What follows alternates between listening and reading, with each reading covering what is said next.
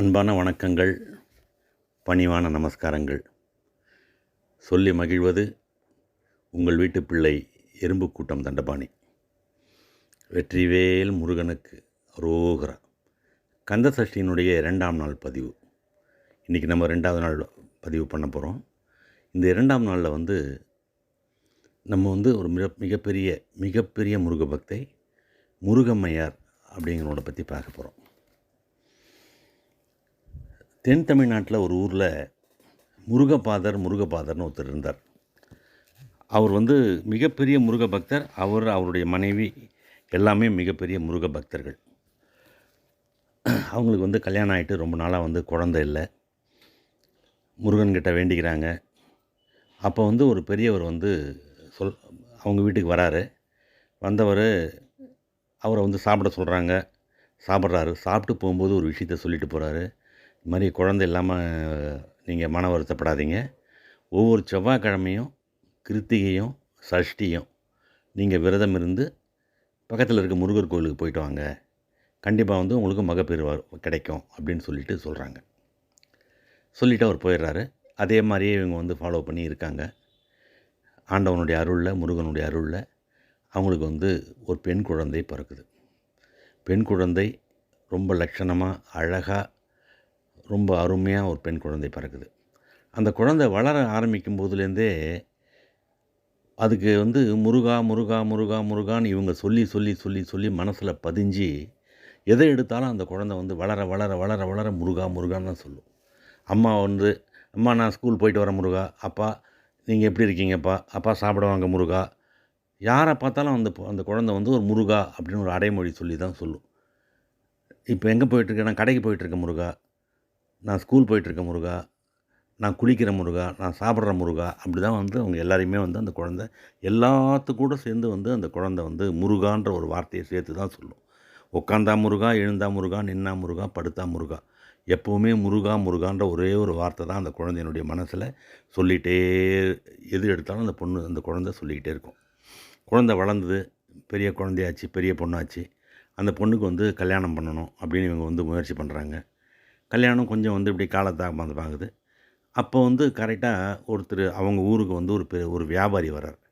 அவர் பேர் தனஞ்சயன்.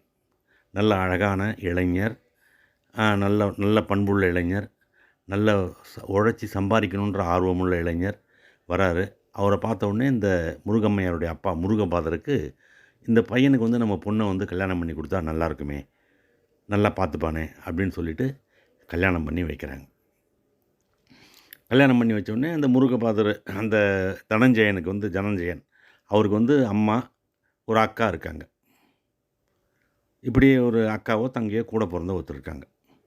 இப்படியே கல்யாணம் பண்ணிவிட்டு அந்த இவர் தனஞ்சயனுடைய ஊருக்கு கூட்டிகிட்டு போகிறாங்க. இந்த குழந்தை எப்போ போனாலும் வீட்டுக்காரனாக இருந்தாலும் ஏங்க முருகா, எல்லாரையுமே முருகா, மாமியார் முருகா, நாத்தனார் முருகா, மச்சன முருகா, இப்படி தான் எல்லாரையுமே சொல்லிட்டு பழகப்பட்டு போச்சு. இந்த தனஞ்சயனுக்கு என்னாச்சுன்னு கேட்டிங்கன்னா, அவர் ஒரு பெரிய வியாபாரி, ஒரு இளைஞர். வெளிநாடு போய் சம்பாரித்து நம்ம குடும்பத்தை நல்லபடியாக வச்சுக்கணும், நிறைய சம்பாதிக்கணும் அப்படின்னு சொல்லிட்டு ஒரு பெரிய ஆர்வம். அதை முருகம்மை கிட்ட சொல்கிறார். முருகம்மை, நான் வெளிநாடு போய் சம்பாரிச்சிட்டு நம்ம குடும்பத்தை ரொம்ப சந்தோஷமாக பார்த்துக்கலாம், நீ இது பண்ணாத அப்படின்னு சொல்லி. ஐயோ முருகா, வேண்டாம் வேண்டாம், நம்மக்கிட்டேயே ஏகப்பட்ட சொத்து இருக்குது, ஏகப்பட்ட பொண்ணு இருக்குது, ஏகப்பட்ட பொருள் இருக்குது, அதை வச்சுட்டு நம்ம இந்த ஊர்லேயே சந்தோஷமாக வாழலாம் அப்படின்னு முருகம்மை சொல்கிறாங்க. இவருக்கு அதை ஒத்துக்க முடியல. இந்த வயசில் சம்பாரிச்சதாக தானே உண்டு, திரைக்கடலோடியும் திரவியம் தேட போகிறேன் அப்படின்னு சொல்லிட்டு எவ்வளோ வாதாடி பார்க்குறாரு. முருகம்மையோட வாயை அவரால் அடைக்க முடியல. அவங்க வேண்டாம் வேண்டான்னு சொல்லிட்டு இருக்காங்க.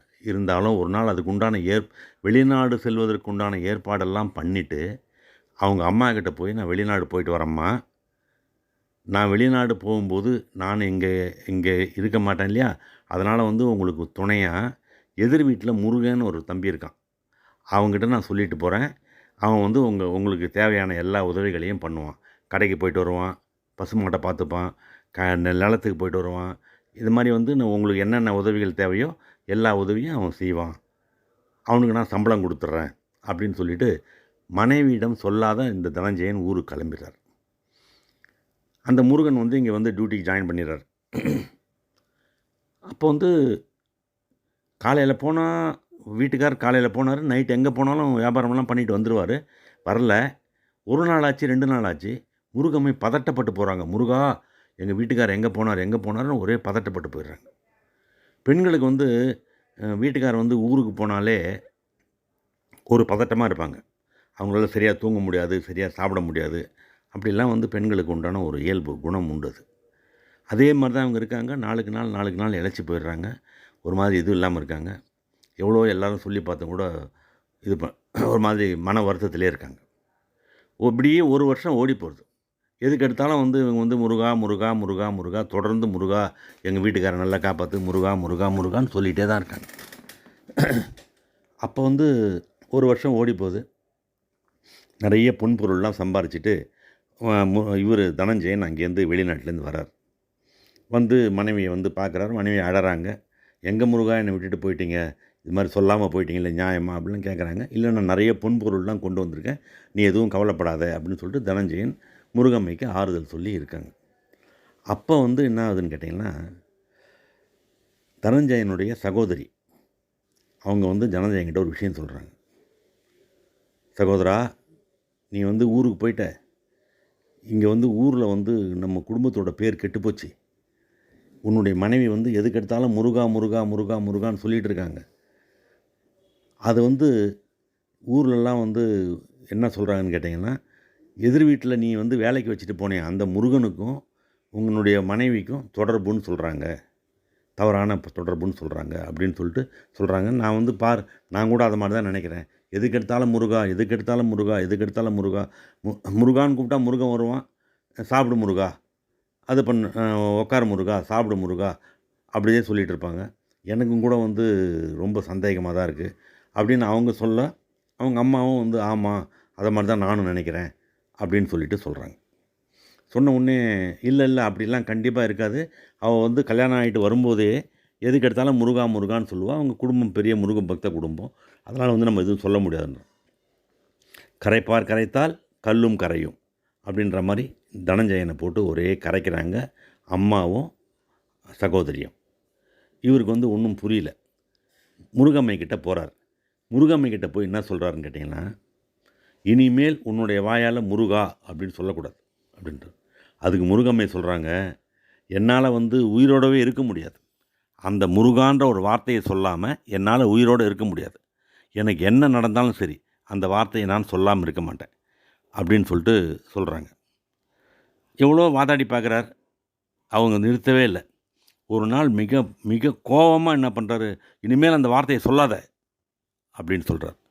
இல்லை அந்த மாதிரிலாம் நான் சொல்லாமலாம் இருக்க மாட்டேன். முருகா, நீ என்ன சாப்பிடாமல் இருக்க சொல்லு, தூங்காமல் இருக்க சொல்லு, எது வேணால் பண்ணிக்காமல் இருக்க சொல்லு, ஆனால் முருகான்ற வார்த்தையை சொல்லாமல் இருக்க மாட்டேன் முருகா, சொல்லாமல் இருக்க மாட்டேன் முருகா அப்படின்னு சொல்கிறாங்க. இவருக்கு கோபம் வந்து என்ன பண்ணுறார் தனஞ்சயன், கையில் ஒரு கத்தி எடுத்துகிட்டு வந்துடுறார். வந்த உடனே, முருகா, நீங்கள் தப்பு பண்ணுறீங்க. நான் வந்து ரொம்ப பரிசுத்தமானவள், நான் ஒரு பதிவிரதை, என் மேலே நீங்கள் இது மாதிரி சந்தேகப்படலாமா? அதெல்லாம் ரொம்ப தப்பு. வேண்டாம் முருகா, நான் சொல்கிறத கேளு முருகா, முருகா நான் சொல்கிறத கேளுங்க, அப்படிலாம் நான் தவறானவ கிடையாது முருகா அப்படின்னு இவன் புலம்பும் பொழுது, திரும்ப திரும்ப நான் முருகான்னு சொல்லாதேன்னு சொல்கிறேன், நீ முருகான்னு சொல்கிறியா அப்படின்னு கையிலேயே ஒரு வெட்டு வெட்டிடுறான். கை துண்டாகி கீழே விழுந்துடுது. கை துண்டாகி கீழே விழுந்த உடனே முருகம்மை சொல்கிறாங்க, முருகா அப்படின்னு ஒரு கத்துறாங்க. கத்துன உடனே பச்சை மயில் வாகனன் முருகலை அவங்க முன்னாடி வந்து நிற்கிறார் முருகர். முருகா, எனக்கு என்ன சொல்கிறதுனே தெரியலையே, முருகா முருகா முருகான்னு அழறாங்க முருகம்மை. கவலைப்படாதம்மா அப்படின்னு சொல்லிட்டு அந்த கையை கீழே துண்டாக விழுந்த கையை எடுத்து ஒட்ட வைக்கிறார். நார்மலாக ஆகிடுறாங்க. உனக்கு என்ன வேணும் சொல்லுமா அப்படின்னு. எனக்கு எதுவும் வேண்டாம், நான் வந்து என்னுடைய மரணம் வர்ற வரையில் முருகா முருகான்னு சொல்லக்கூடிய ஒரு அந்த சந்தோஷமே எனக்கு போகிற முருகா, எனக்கு வேறு எதுவும் வேண்டாம் அப்படின்னு சொல்லிவிட்டு, எங்கள் வீட்டுக்காருக்கு நல்ல புத்தியை கொடு முருகா, அவரை வந்து உன்னை நினைக்க சொல் முருகா அப்படின்னு. வீட்டுக்கார் பதட்டமாக பார்க்குறாரு, என்னடாவோ முருகரே வந்து நிற்கிறாரு. அப்படியே ஆகட்டும் அப்படின்னு சொல்லிவிட்டு, உனக்கு திரும்ப முருகர் கேட்குறாரு, உனக்கு என்னம்மா வர வேணும் கேள் அப்படின்ற. எனக்கு எதுவுமே வேண்டாம் முருகா, எப்பொழுதுமே நீ என் கூட அருகிலே இருந்தாலே போதும், நான் உன்னுடைய நாமத்தை சொல்லிக்கிட்டே இருந்தாலே போதும், அதுவே எனக்கு பெரிய சந்தோஷம், எனக்கு எதுவும் வேண்டாம் அப்படின்னு சொன்ன உடனே முருகர் வந்து அவரே ஒரு வரம் கொடுக்குறார். அம்மா, உன்னுடைய மரணத்திற்கு பிறகு நீ சொர்க்கலோகம் வருவாய் இல்லையா, அந்த சொர்க்கலோகத்தில் வள்ளிக்கும் தெய்வ யானைக்கும் யாருக்காக வேண்டி ஒரு கை நீ இழந்தாயோ, எனக்காக வேண்டி நீ ஒரு கை இழந்தாய் அல்லவா, அதனால் நீ வந்து வள்ளிக்கும் தெய்வ யானைக்கும் பூ தொடுத்து கொடுக்கும் பணியை செய்வாயாக அப்படின்னு சொல்லிட்டு முருகர் மறைஞ்சிடுறார். தனஞ்சயன் அப்புறமா வந்து நல்லவராயிடுறார். இது வந்து முருகம்மையாருடைய கதை, மிகப்பெரிய முருக பக்தருடைய கதை. இந்த கதையை வந்து நமக்கு என்ன சொல்லுது? எப்போ பார்த்தாலும் நீங்கள் வந்து முருக நாமத்தை சொல்லிகிட்டு இருக்கணும். ஒரு கடவுளுடைய நாமத்தை சொல்லிட்டுருங்க. கடவுள் வந்து ஏதாவது எப்போ பார்த்தாலும் நம்ம வந்து ஒரு தெய்வத்தினுடைய நாமத்தை சொல்லி கொண்டிருந்தோமானால் நிச்சயமாக கடவுள் நமக்கு அருள் புரிவார் அப்படின்ற ஒரு விஷயத்தை நம்ம வந்து இங்கே பதிவு பண்ணுறோம். அதுக்கப்புறம் ஒரு தனிப்பாடலில் சொல்கிறாங்க முருகம்மையாருடைய பெருமையை. ஒரு முருகா என்று உள்ளம் குளிர உவந்துடனே வருமுருகா என்று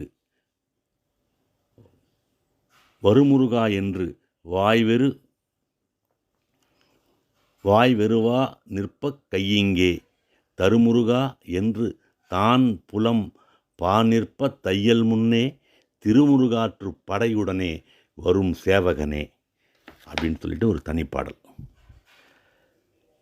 சரி, இன்றைக்கி வந்து முருகம்மையாருடைய இதை பற்றி பார்த்தோம்.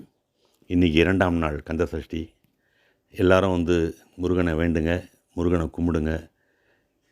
செயல்பட்டழிந்தது செந்தூர் வயல்பொழில் தேங்கடம்பின் மால்பட்டழிந்தது பூங்குடியார் மனம். மாமயிலோன் வேல்பட்டழிந்தது வேலையும் சூரனும் வெற்பும். அவன் கால்பட்டழிந்தது இங்கு என் தலைமேல என் கையெழுத்தே. வெற்றிவேல் முருகனுக்கு அரோகரா. வேலும் மயிலும் சேவலும் துணை.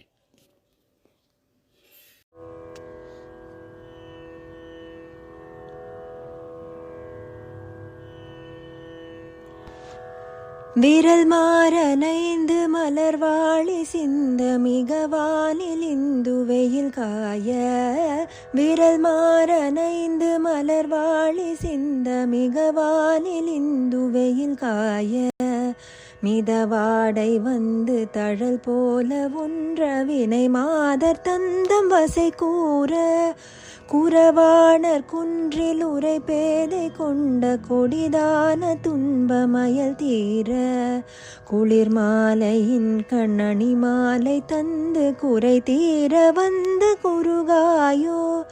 மரிமானுகந்த இறையோன் மகிழ்ந்து வழிபாடு தந்த மதியாளா. மலைமாவு சிந்த அலை வேலையஞ்ச வடிவேலெறிந்த அதிதீரா. அறிவால் அறிந்து நிறுத்தாளிரைஞ்சும் அடியாரிடைஞ்சல் களைவோனே. உன்னை அறிவால் அறிந்து நிறுத்தாளிரைஞ்சும் அடியாரிடைஞ்சல் களைவோனே.